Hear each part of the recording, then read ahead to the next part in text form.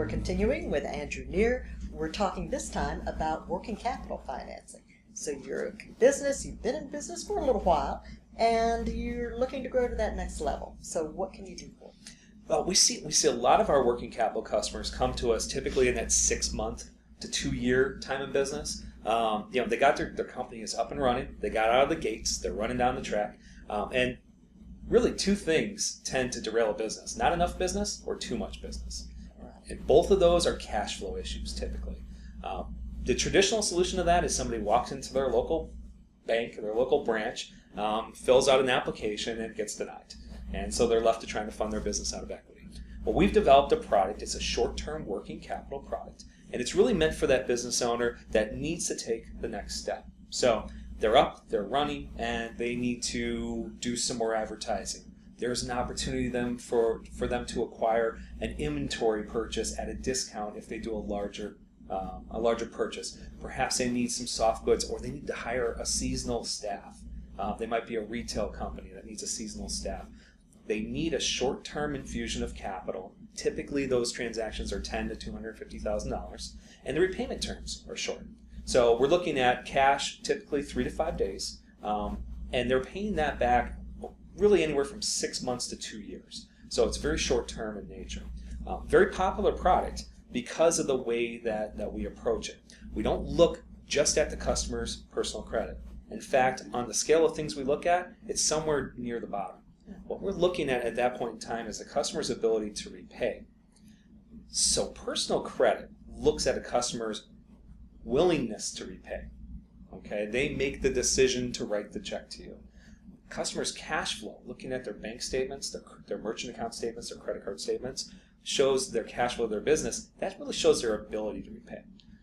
Then you also talked about the seasonality. Yes. And a lot of businesses are seasonal businesses. You've got holidays, people need to finance inventory, they need to put on some extra staff. So this can also help them through that seasonal time. Oh, very much. Especially if they're into their second season.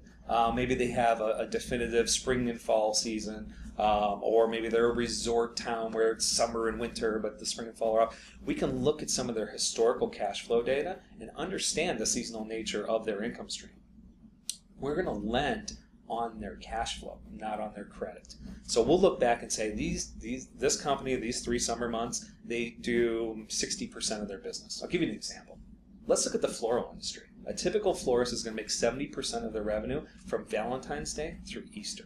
Valentine's Day being the largest singular event, Mother's Day is in there, Easter's in there as well. So if you're a florist, prior to your busy season, you need to spend a ton of money on advertising. You need to arrange for your contract labor. Most importantly, you need to buy your inventory, the flowers, or arrange for it to be delivered to you. Typically, they're not going to get their cash from their busy season until after it's done or during it. So this short-term financing program can get them the cash they need now, prior to season, so they can do the things to be successful, and it repays as they make their income.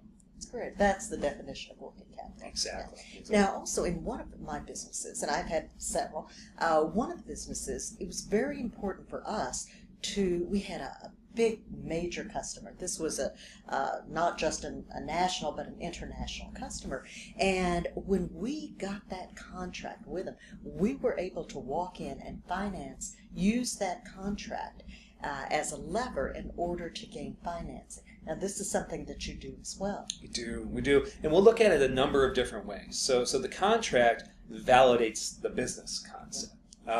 And oftentimes those contracts can be with a major national or international player. We can leverage that contract. It's called contract monetization, where we can look at the cash flows of the contract. It's a fancy way of saying how you're going to get paid over a period of time. Who's going to pay me and when? Exactly. We get in between that customer you have a contract with. And it's a lockbox relationship, just like any other lockbox. When you get paid, it comes into a lockbox. We pull off our little bit of payment, and the rest goes to you. That ensures our repayment over the term of the contract. But what that allows you to do is take that contract that you have, which may perform over the next 3 years, and monetize it, get a bunch of money on that today. That'll allow you to buy the equipment you need, or allow you to staff up the way you need to, or whatever your business needs are. So yeah, contract monetization is a very interesting subset of the financing that we provide. Great. great. So we're back, and we were just talking about some examples. You mentioned the chiropractor. Tell me about him. Yeah, absolutely. This is a great story. And it's interesting. The short-term working capital can work in so many different instances. So we had a client that was a chiropractor. Yeah. His largest competitor across town was retiring and was selling his practice. And so we provided a short-term working capital product so that this chiropractor could buy out the retiring chiropractor's office, and it was just for acquisition of the client list. That's great.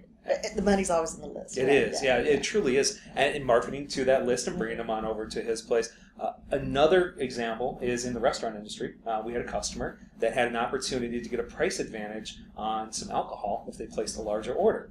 And as we all know, the markup on alcohol in a restaurant is 80%. So for them to be able to get that price advantage, a 20% discount, on a product that every dollar they sold, they put 80 cents in their pocket, it was huge. Yeah, it was huge. Oh, that's right. There's one other example, and it's not as common, but it does happen. Oftentimes, business owners get behind on tax. They can get behind on sales tax. They can get behind on... No, that's never happened. That's never happened. That's never happened. We have utilized that short-term working capital to actually pay off tax liens. And in those cases, yeah.